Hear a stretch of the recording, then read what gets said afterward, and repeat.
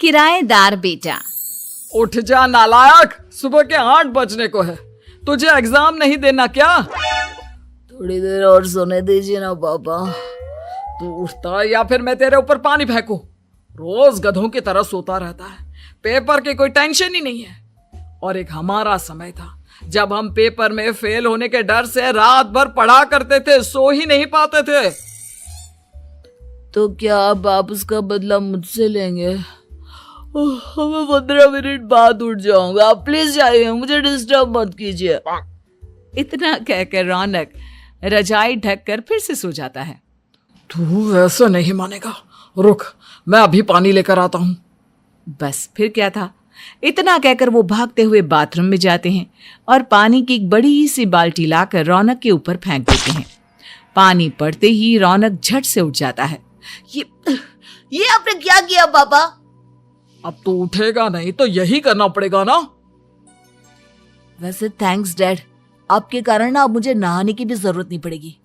चलिए अब आप माँ से बोलकर मेरे कपड़े निकलवा दीजिए, तब तक मैं ब्रश कर लेता हूँ। वैसे कल ना आप एक काम और करना, नहलाने के साथ साथ मुझे ब्रश भी करवा देना। ये ब्रश करने में ना मुझे बहुत आलस आता है। रौनक की बातों से अरविंद का मुंह खुला का खुला रह जाता है। वो अपनी पत्नी कमला के पास जाता है और रौनक की हरकतों के बारे में बताता है, जिसे सुन उसकी पत्नी हंसने लगती है। तुम अपने बेटे को समझाने के बजाय हंस रही हो। रौनक बच्चा है, धीरे धीरे सुधर जाएगा, आप क्यों उसके पीछे पड़े रहते हो? अभी नहीं सुधरेगा तो कब सुधरेगा? 10वीं क्लास में है रौनक, वो अब कोई बच्चा नहीं रहा। अरविंद की इतना बोलते ही वहां रौनक भी आ जाता है। क्या डैड, मैंने आपको एक काम दिया था, वो भी नहीं हुआ आपसे। अरे क्या हुआ बेटा? माँ, मैंने डैड से बोला था कि वो आपको बोलकर मेरे स्कूल की यूनिफॉर्म निकाल दे, लेकिन मेरे पीछे पड़ने के अलावा इनसे एक काम ढंग से नहीं होता। देख रही हो कमला, देख रही हो अपने लाडले को? अरे आप चुप रहिए जी। चलो बेटा, मैं तुम्हें कपड़े निकाल कर दे देती हूँ। बस ऐसे ही साल पर साल बीतते जाते हैं, लेकिन रौनक के रवैये में कोई बदलाव नहीं आता। वो पहले से भी ज्यादा आलसी और पूरी तरह अपने माता पिता पर निर्भर हो जाता है। 2 साल बाद पता नहीं कहाँ गायब रहता है पूरे दिन। अब तक तो आ जाना चाहिए था। अरे आप इतनी फिक्र क्यों कर रहे हैं उसकी? दोस्तों के साथ खेल रहा होगा, आ जाएगा अभी। ये कोई टाइम है खेलने का? 10 बजने वाले हैं, इतनी रात में कौन खेलता है? कमला कुछ कहती उससे पहले ही रौनक वहां आ जाता है। मम्मी जल्दी से खाना लगा दो, बहुत भूख लग रही है। तुम्हें तब तक खाना नहीं मिलेगा जब तक तुम बता नहीं देते कि इतनी रात गए कहां से आ रहे हो। ओ प्लीज डैड, अब आप एसी पे प्रद्युमन बनकर मेरे सर पर बंदूक लेकर मत बैठ जाना। अपनी फालतू की बकवास बंद कर और बता कहां से आ रहा है। माँ अब समझाइए ना डैड को। बता देना बेटा, इनको भी तसल्ली हो जाएगी। आप बोल रही हैं तो बता देता हूँ। मैं दोस्तों के साथ मूवी देखने गया था, इसलिए देर हो गई। तो इन सब चीजों में मेरे पैसे उड़ाता है। कभी 1 रुपया कमाने के बारे में सोचा है तूने? जब देखो हवा की तरह पैसे उड़ाता रहता है। माँ अब आप इन्हें चुप करा दीजिए, वरना ना मुझे गुस्सा आ जाएगा। अच्छा क्या कर लेगा? बता ना क्या कर लेगा तू? वैसे बात तो ठीक ही है, मैं कर ही क्या सकता हूँ। पैसे तो फिर भी मैं आपसे ही मांगूंगा ना। चलिए अब ये सब बात छोड़िए और मम्मी मेरे लिए खाना लगा दीजिए। अभी लगा देती हूँ बेटा। मैं बता रहा हूँ कमला, एक दिन ये ऐसे ही बिगड़ जाएगा। ओफो, आप क्यों इतना पीछे पड़े रहते हो मेरे बच्चे के? बात की बाद में देखेंगे, अभी आप शांति से उसे खाना खाने देंगे। अगले दिन डैडी मुझे 10,000 रुपए चाहिए। हाँ? अब इतने पैसे क्यों चाहिए तुझे? डैड आप बिना सवाल किए कभी पैसे नहीं दे सकते क्या? जब तक तू बताएगा नहीं तुझे पैसे भी नहीं मिलेंगे। अरे अब आप अपने बेटे को पैसे भी नहीं दे सकते? नालायक, तेरी उम्र के लोग नौकरी करते हैं और एक तू है जो नौकरी करने का नाम ही नहीं लेता कभी। आप लोगों के होते हुए भला मैं नौकरी क्यों करूं? अरे हम कब तक पैसे देंगे तुझे? तुझे भी तो अपने पैरों पर खड़ा होना होगा ना। कौन सा उधार के पैरों पर खड़ा हूं? अपने ही तो पैरों पर खड़ा हूं मैं। इसी तरह रौनक दिन प्रतिदिन लापरवाह होता जाता है। उसकी लापरवाही को देखते हुए अरविंद और कमला अपने बेटे की शादी कराने का फैसला लेते हैं और 1 महीने के अंदर अंदर ही रौनक की शादी मेघा नाम की लड़की से करा देते हैं। शादी के कुछ दिन बाद, रौनक, मुझे एक अच्छी सी साड़ी चाहिए, आप ला दोगी ना? हाँ, क्यों नहीं। कितने तक की आती है साड़ी? यही करीब 5,000 तक की। तुम चिंता मत करो, मैं आज ही डैडी से पैसे मांगकर तुम्हारे लिए साड़ी ले आऊंगा। आप कब तक ऐसे ही अपने पापा से पैसे मांगते रहेंगी? कोई अच्छी सी नौकरी क्यों नहीं कर लेते आप? अरे डैड के होते हुए मुझे नौकरी करने की जरूरत ही क्या है? पर आप ऐसे कब तक उनसे पैसे मांगते रहेंगे? कुछ आपको अपने दम पर भी तो करना होगा ना। अब तुम भी बाकी लोगों की तरह मुझे ज्ञान देना शुरू मत कर देना। साड़ी चाहिए ना तुम्हें, मिल जाएगी बस। इतना कहकर रौनक अपने पिता से पैसे मांगने चला जाता है। डैडी, मुझे 5,000 रुपया चाहिए। अब 5,000 क्यों चाहिए तुझे? वो मेघा को साड़ी चाहिए थी। अरविंद आगे बिना कुछ कहे चुपचाप उसे पैसे निकाल कर दे देता है। कुछ दिन बाद, तुम्हें नहीं लगता कमला, रौनक हम पर पहले से भी ज्यादा डिपेंड हो गया है? मुझे तो अब उसके भविष्य की चिंता होने लगी है। कल को हमें कुछ हो गया तो वो क्या करेगा? काश तुमने पहले ये सोच लिया होता तो आज हमारा बेटा इतना लापरवाह नहीं होता। तब मुझे कहाँ पता था कि मेरा लाड प्यार उसे इतना बिगाड़ देगा कि वो इस हद तक लापरवाह बन जाएगा। कोई बात नहीं, अभी भी देर नहीं हुई। मुझे पता है उसे कैसे सुधारा जा सकता है। कैसे?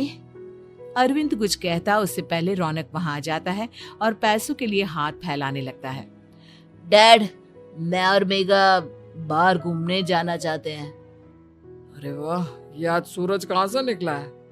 Dad please. अच्छा चलो अब मुद्दे की बात करो। मुझे अब 25,000 चाहिए। अब तुम्हें 1 रुपया भी नहीं मिलने वाला। अगर तुम्हें पैसों की इतनी ही जरूरत है तो कोई ढंग की नौकरी कर लो। मम्मी, आप कुछ कहिए ना डैड को। बेटा, वो गलत क्या बोल रहे हैं? ये सब हम तेरे भले के लिए ही तो कर रहे हैं। मम्मा, मैंने बताया ना आपको, मुझे नहीं करनी कोई जॉब वॉब। तो ठीक है, निकल जाओ हमारे घर से। तुम्हारे जैसे लोगों के लिए मैंने ये घर खड़ा नहीं किया है। जितना ये घर आपका है ना, उतना ही मेरा भी है। मैं कहीं नहीं जाने वाला।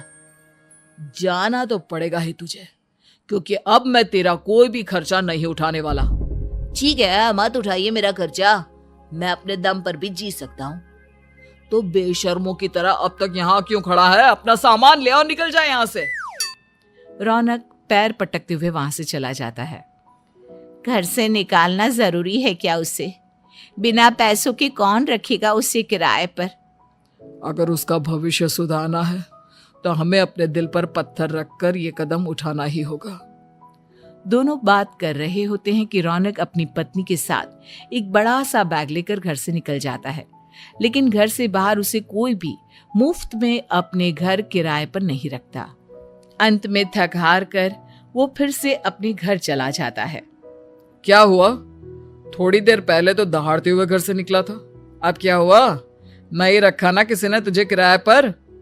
डैड प्लीज, मैं कुछ दिनों में कोई अच्छी सी नौकरी शुरू कर दूंगा। आप तब तक तो हमें रख लीजिए प्लीज। सुबह से रात हो चुकी है लेकिन कोई हमें रखने को राजी नहीं है। अब आप ही बताइए, इतनी रात को मैं मेघा को लेकर कहाँ जाऊंगा? ठीक है, बहू की वजह से मैं तुझे घर पर रख रहा हूँ, लेकिन तू इस घर में एक बेटे की नहीं बल्कि एक किराएदार की हैसियत से रहेगा। 3 महीने हैं तेरे पास। इन 3 महीनों के अंदर अंदर मुझे तेरी पहली तनख्वाह हाथ में चाहिए, समझ गया? पक्का डैड, इन 3 महीनों के अंदर अंदर तो कोई बढ़िया सी नौकरी ढूंढ ही लूंगा मैं। ऐसे ही धीरे धीरे समय बीतने लगता है और अरविंद के दिए 3 महीनों में से 2 महीने बीत चुके होते हैं। पापा जी ने हमें 3 महीने दिए थे, जिसमें से 2 महीने तो बीत चुके हैं। अब ये आखिरी महीना बचा है। अरे तुम चिंता मत करो, आज मेरा ना 2 जगह इंटरव्यू है, दोनों में से कहीं ना कहीं तो जॉब लगी जाएगी। अच्छा, all the best. Raunak interview के लिए निकल जाता है, जिसके बाद शाम में रौनक घर आता है। कैसा गया इंटरव्यू? आपकी नौकरी लगी या नहीं? अरे पहले सांस तो ले लेने दो अच्छे से। बताइए ना, मुझसे तो जरा भी इंतजार नहीं हो रहा है। वो दरअसल बात यह है कि मेरी नौकरी तो लग चुकी है, लेकिन पैसे बहुत कम है। कितने पैसे हैं? 15,000। इतने में अरविंद और कमला मिठाई का डिब्बा लेकर आ जाते हैं। बधाई हो बेटा। हम जानते थे तेरी जॉब जरूर लगेगी। लेकिन मेरी सैलरी बहुत कम है मम्मा। कम है तो क्या हुआ, धीरे धीरे बढ़ जाएगी। हाँ बेटा, हम तो बस चाहते थे कि तू अपने पैरों पर खड़ा हो जाए। मतलब अब आप मुझे घर से नहीं निकालेंगे? नहीं, ये सब हमने तुझे जिम्मेदार इंसान बनाने के लिए किया था। Thank you mummy papa. अगर आप दोनों ऐसा नहीं करते तो मुझे कभी अपनी जिम्मेदारियों का एहसास तक नहीं होता।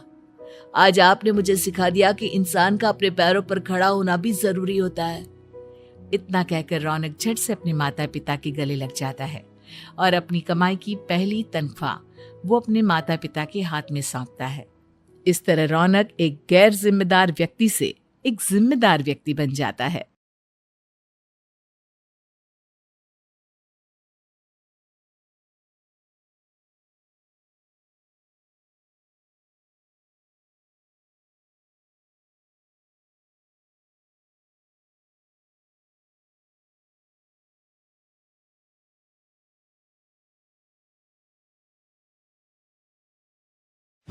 कहानी है रामपुर गांव की, जहां के मर्द महिलाओं को हमेशा नीचा दिखाने की कोशिश में रहते। अरे अभी तक खाना नहीं आया, क्या मुझे एक और शादी करने की जरूरत है? नहीं जी नहीं, ऐसा मत करना, वरना मैं कहाँ जाऊंगी। खाना लेकर मैं अभी आई जी। गांव की पंचायत में भी फैसले हमेशा औरतों के खिलाफ ही रहते। मैं जो फैसला सुनाता हूँ वो भगवान की आज्ञा होती है। इस लड़के ने अपने मन से शादी करके अच्छा नहीं किया। लड़के को घर भेज दो और इसकी शादी इसकी जाति की किसी लड़के से करवा दो। लेकिन ये लड़के, इसे तो गांव के बाहर निकाल दो। नहीं नहीं जमींदार साहब, ये क्या बोल रहे हैं? ऐसा नहीं हो सकता। मेरी बेटी मासूम है, इसे अच्छे बुरे की समझ नहीं है। अरे कहाँ जाएगी ये बेचारी? कहाँ जाएगी? इतनी चिंता है तो पूरे परिवार का गांव निकाला कर देते हैं। बेचारे पूरे बसे बसाए परिवार को गांव छोड़ना पड़ता है। चाहे जो हो, अगर बेटियों को कंट्रोल नहीं कर सकते तो गांव में रहने का कोई मतलब नहीं है। यहाँ औरतों को दब कर रहना होगा। कोई भी अपने हिसाब से कुछ नहीं कर सकता, सब ईश्वर की मर्जी से ही होगा। तभी गांव का एक आदमी दौड़ा दौड़ा आता है। सरपंच साहब, जमींदार साहब, वो कालिया है ना, उसकी बेटी पढ़ने के लिए शहर जा रही है। अच्छा, ये कब हो गया? और कालिया की हिम्मत कैसे हो गई ऐसा करने की? लेकर आओ उसे और उसकी बेटी को। बस फिर क्या था, हाजिर हो जाते हैं कालिया और उसकी बेटी सरपंच के सामने। अरे कालिया, ये क्या सुनने में आ रहा है? बेटी को इंजीनियर बना रहा है तू? और ये बता, गांव में तो स्कूल नहीं है, फिर कहां से इतनी क्लास पास कर गई तेरी बेटी? राधा, जो कि कालिया की बेटी है, उसे लगता है कि सरपंच उसकी तारीफ कर रहे हैं।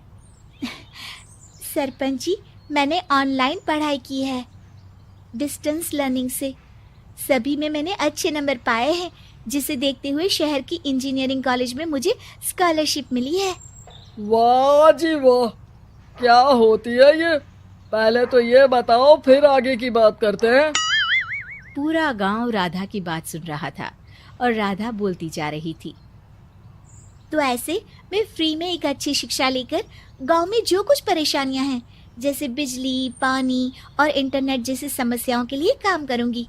मैं गांव को शहर से जोड़ने के लिए पुल का निर्माण करवाने का प्रस्ताव रखूंगी। मुझे पूरी उम्मीद है कि जल्द ही हमारा गांव भी तरक्की की राह पर चल पड़ेगा। राधा की बात सुनकर सारे गांव वाले ताली बजाने लगते हैं। सरपंच को समझ नहीं आता कि वो क्या करे। चुप रह नादान लड़की, गांव के खिलाफ जाने के लिए तुझे गांव से बेदखल कर दिया जाएगा, वो भी पूरे परिवार के साथ। और हाँ, अगर ठीक से गांव में रहना चाहती है तो ये पढ़ाई लिखाई छोड़ दे। हम तेरे लिए गांव का कोई होनहार लड़का देखेंगे। तभी गांव का एक आदमी बोल पड़ता है। अरे नहीं नहीं सरपंच जी, राधा बिटिया जो बता रही है अगर वैसा हो जाए तो हम लोगों को पैसा कमाने के लिए बाहर नहीं जाना पड़ेगा। हाँ जी, और ना ही कोसों दूर पानी के लिए भटकना पड़ेगा। हमारे बच्चे भी अच्छी पढ़ाई कर सकेंगे और आगे बढ़ेंगे, ना कि हमारी तरह खेती करते बैठेंगे। क्यों गांव वालों, राधा बिटिया का साथ देना चाहिए ना। सरपंच देखता है कि गांव राधा के साथ है तो वो चुप हो जाता है। वो घर आकर अपने सलाहकार से बात करता है, जो बहुत ही चालाक किस्म का इंसान होता है।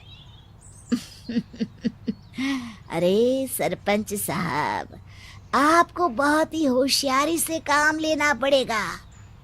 एक बार गांव तरक्की कर गया, यहाँ के बालक पढ़ लिए तो कोई ना पूछेगा आपको। और फिर ये जो बेटा और बेटी है ना आपके, इनको भी आम लोगों की तरह ही जीवन जीना होगा। हाँ, लेकिन करे तो क्या करे? वो ना आप मुझ पर छोड़ दीजिए, बस मैं जैसा बोलूं करते जाइए। अगले रोज सुबह जब गांव वाले सोकर उठते हैं तो राधा के घर के बाहर और साथ ही वो लोग जिन्होंने राधा का सपोर्ट किया था, उनके घर के आगे लाल रंग से कल आऊंगी लिखा होता है। कल आऊंगी, यह क्या होता है? अरे यह तो खून से लिखा है, लगता है कोई भूत प्रेत या चुड़ैल का साया है। चलो सरपंच जी के पास चलते हैं। सभी सरपंच के पास जाकर उसे सारी बात बताते हैं। और ये तो बड़ी मुश्किल की बात है। चलो, मैं एक बाबा को जानता हूँ, उन्हें बुला लेता हूँ। सरपंच बाबा को लेकर गांव के घर के बाहर जाता है। ओहो, तो ये वो चुड़ैल है जो उन लोगों को निशाना बनाते हैं जो गांव को बदलने का सपना देखते हैं। वो गांव को ऐसे ही संपन्न देखना चाहती है, वो नहीं चाहती कि कोई बाहरी यहाँ का कायाकल्प करे। क्या तुम लोगों में से किसी ने गांव को बदलने की सोच रखी है? तभी राधा की माँ रोते रोते आती है। मेरी राधा घर से गायब हो गई है। अरे कोई तो बचाओ, मेरी बच्ची कहाँ गई?